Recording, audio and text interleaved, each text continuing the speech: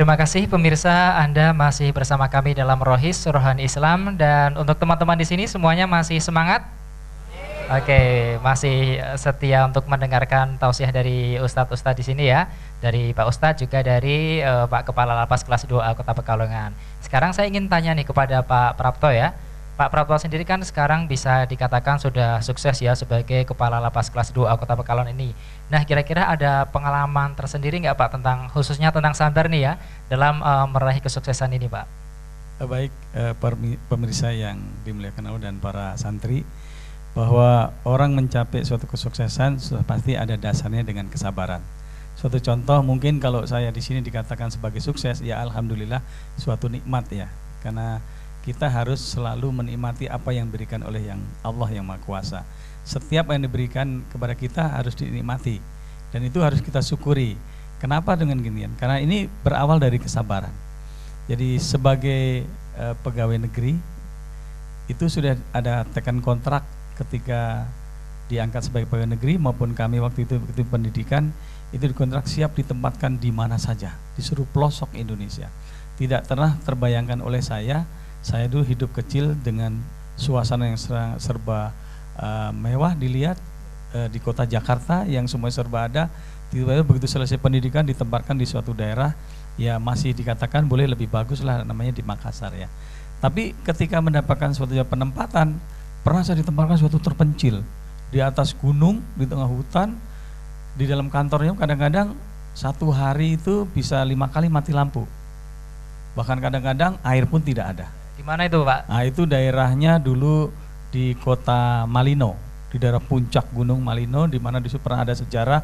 Di situ tempat dibangun oleh Belanda, di situ tempat ada perjanjian konferensi Malino antara Belanda dengan bangsa Indonesia itu. Dan di situ tempatnya sangat terpencil di hutan, di atas gunung.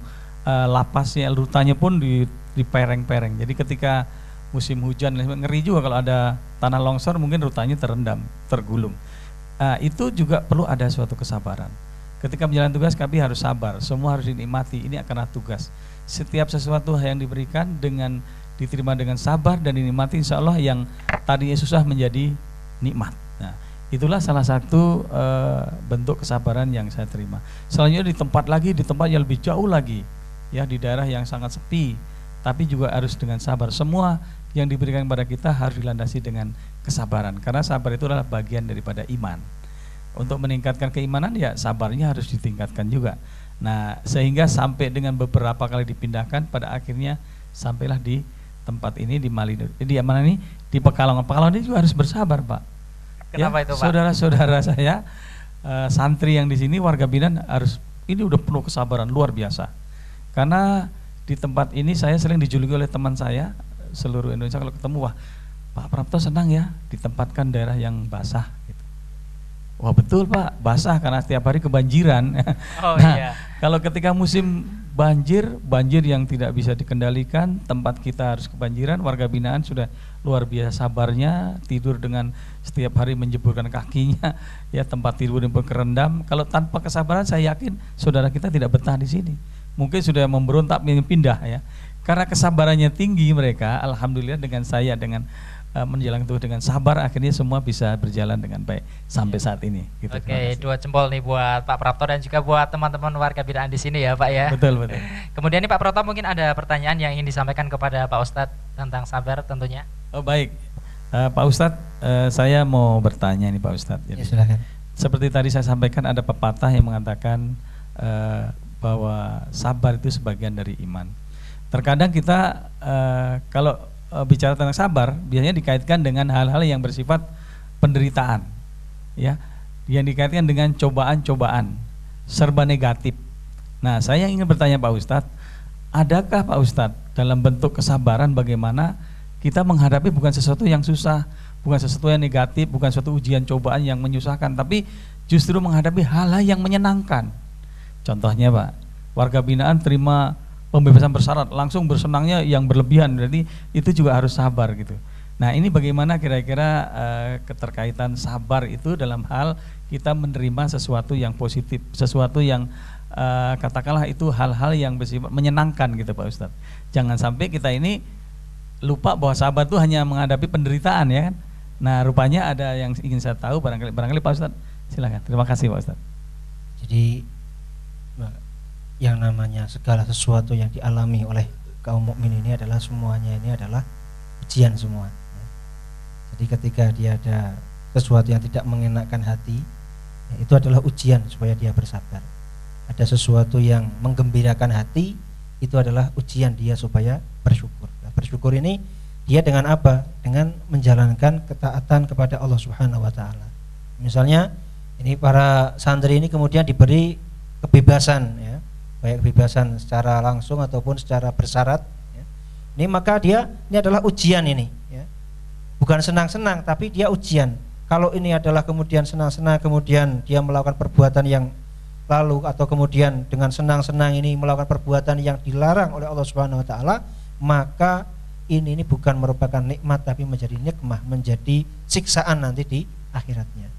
Jadi segala sesuatu ini bagi orang muslim itu seperti itu. Senang itu adalah ujian, susah juga ujian.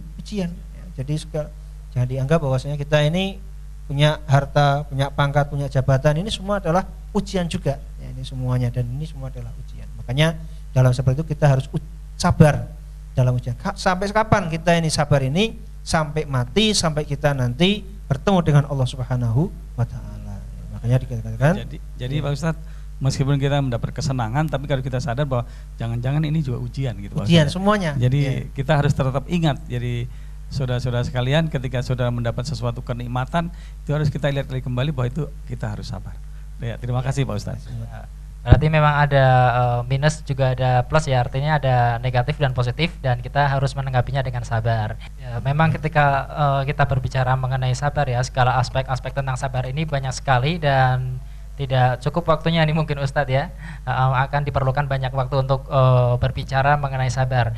Dan tampaknya ini waktu kita sudah habis nih Ustadz. Terima kasih untuk Pak Ustadz dan juga Pak Prapto yang sudah berbagi ilmu kepada saya, kepada para teman-teman warga binaan dan juga pada pemirsa di rumah ini tentang sabar.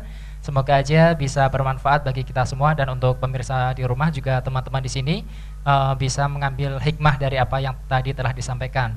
Dan pemirsa, demikian Rohis kali ini, saya Wahid Surya pamit undur diri. Jangan lupa saksikan terus Rohis setiap Jumat sore hanya di Batik TV. Wassalamualaikum warahmatullahi wabarakatuh. Waalaikumsalam warahmatullahi wabarakatuh. Ya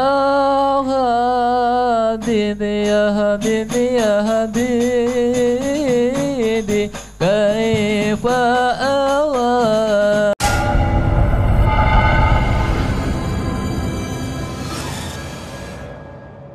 Ajib